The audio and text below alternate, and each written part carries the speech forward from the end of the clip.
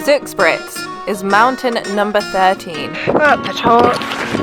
Here, I was too cold and too tired to have any sense of euphoria at the summit. This was, in part, because I decided to go the fun way up Zugspitze, Höllental, the Devil's Valley. Climbing up this rock with no clipping, I find scary. It had hiking, climbing, a glacier, crevasses. What more could I ask for? And I did lug 9 days worth of stuff up that mountain. It's going to be quite heavy. I also need to somehow fit my laptop and stuff in there. I understand the value of packing light. You're preaching to the converted, but it's just not always logistically feasible. Success! And before climbing the mountain, I first had to get to the mountain. Wet and rainy, and I have spent all day travelling across Belgium and Germany. Because this journey starts at Belgium's highest point. Belgium's highest point? Completed. I had time for a Belgian beer and then started my trek to Munich, which is the closest city to Zugspitze. Germany's highest point is 2,962 metres, and its name of eternal ice is under threat. The next leg of my journey included catching a bus I couldn't pay for because my phone wasn't working. Back on the train, I'm getting off at Welkenbrede. What's gonna happen? Thought German trains were good. Then I had to catch another train which turned into a bus rail replacement service, and then another train before I got to a very wet Cologne. And so I shouted in a very eclectic Italian. It took a long time to get here. So getting to Munich is only going to cost me like €250, so I'm kind of stuck in Cologne. Then I was looking for places to stay. £90, I'm staying in Savoy Hotel. This is cheaper than a train. It was cheaper than many of the bed and breakfasts there. But to compensate for any indulgence, I did have a modest breakfast of Baby Bells. And I also took a cheaper indirect route to Munich. By cheap, it still cost me like €100. All in all, my plan to save money by getting a £99 coach from London to Munich failed so dismally and expensively that the plane tickets looked cheap in comparison. And that's not to mention I hadn't even thought about how I'd get home. Finally, after many days of travel, I was in Munich. I'm getting a Flixbus at 2 o'clock. Arrive in the place beginning with GP. Garmisch-Partenkirchen. At 3:15. Okay, so that is where you get the train to Hammersbach. You catch a 4:15 train to Humush or something.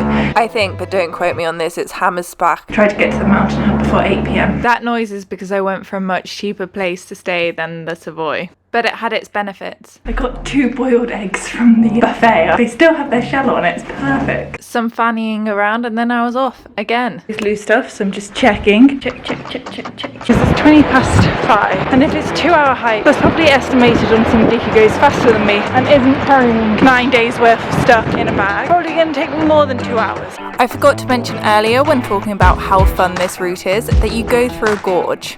But getting there late means there's nobody around. There's nobody else around. I hope there's a path at the end that continues leading to the hut, because otherwise I've completely blown my timetable. Fortunately, it did. Let's go find this mountain hut. It's only 40 minutes away. That right there, I've got to include it because it's pure shock. Never am I ever ahead of time. Ever. I think that Zugspitze is the fairest. You start as the same place as those who have a car, or those get there by train. So you don't have to walk 10 kilometers before you even start the official hike. Therefore, this has just been, in comparison to any of my other experiences, gloriously easy. I don't feel stressed. I can see snow. On the whole, it was a very pleasant meander to the mountain hut. Food, bed, 2 hours sleep, got up at 5 a.m, had breakfast at 6 a.m, packed lunch, then went on my merry way. And I'm off. Cross over there, through the woods, and now it looks like this. It's 6:40 a.m. This route should take 6 hours, but I think it should take 6 hours for people who are very good. Can you see him up there? This steep traverse is called Brett's Slab. I'm tagged in here. Let's go. How long been up there? That's the hut there. It's wet, but good.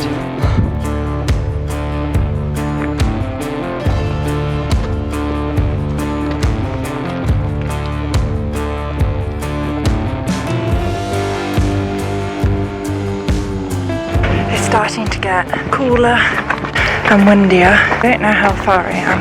I could be a third the group of people crossing the crevasse. You won't be able to see them, but I'll point it out when I zoom in. Like little dotted lines. I would hope that I'm halfway up. That's what I would hope. Doesn't mean that I am. Last cable car is at 4:30. If you're thinking, did she just say cable car? Yes, I did.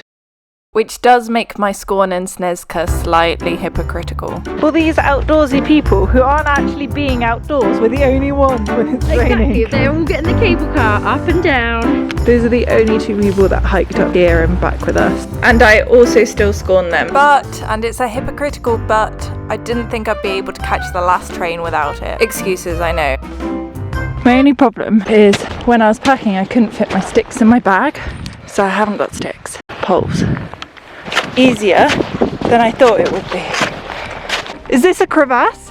What's the name for this? Terminal Gletscherspalte. I don't know in English. This guy here, he thinks I can do it in maximum 3 hours. I reckon there were only about 25 people going up this route, but this was the traffic jam, with getting onto this ledge being the crux of the route. With your crampons? Yeah, take them off. No, I'll take my crampons off. The reason why it is the crux of the route is you have to get from the glacier to the rock face over a crevasse. Don't look there. This was a wonderful man. I think he might have been Serbian, but I can't remember why I think that. We didn't speak each other's languages, so we didn't really speak. Apart from one comment when he said, "This looks like the moon." He knew what he was doing though, and he smoked the whole way up. This was a bit of a palaver. You should go up. There were these people Who tied themselves together at the same time as using via ferrata, which got themselves in a bit of a pickle. At the same time, I'm precariously balanced on the ball of 1 foot for about 25 minutes. And with 9 days worth of luggage on my back weighing me down, my muscles deteriorated and I got the Elvis leg bad. And the traffic jam got a lot worse. It was horrible. The wonderful man attached me to his harness so I wouldn't fall on the people below me. Eventually we climbed up to the couple where he signalled for me to go on as there wasn't any room for me to stay, and he helped untie the knots. Climbing up this rock with no clipping, I find scary. Feel better now I'm clipped in.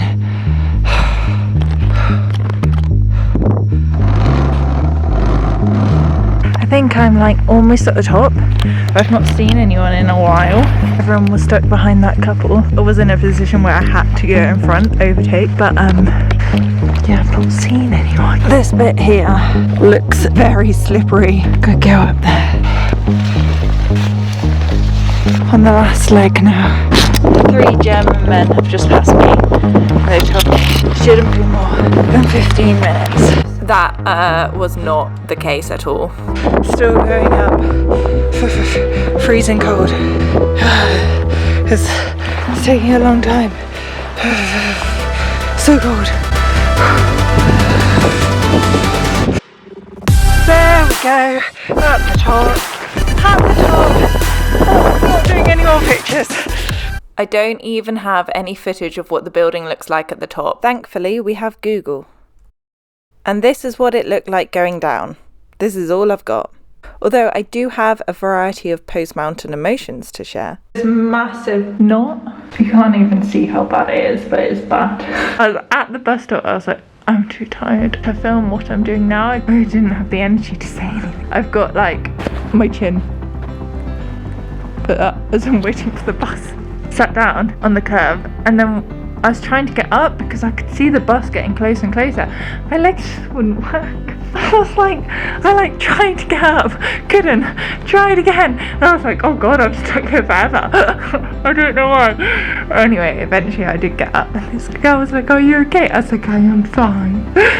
My legs just hurt. And then what you'll find funny, make these videos for myself, so what I'll find funny is oh, I've forgotten. But even though I'm very dehydrated, I know that because my face goes puffy when I'm dehydrated, still didn't get water because I'd embedded that thought of preserving water. So now I should go fill up my water bottle. I think I feel euphoric. I don't know, exhausted. In summary, I can't remember the last time I genuinely relaxed.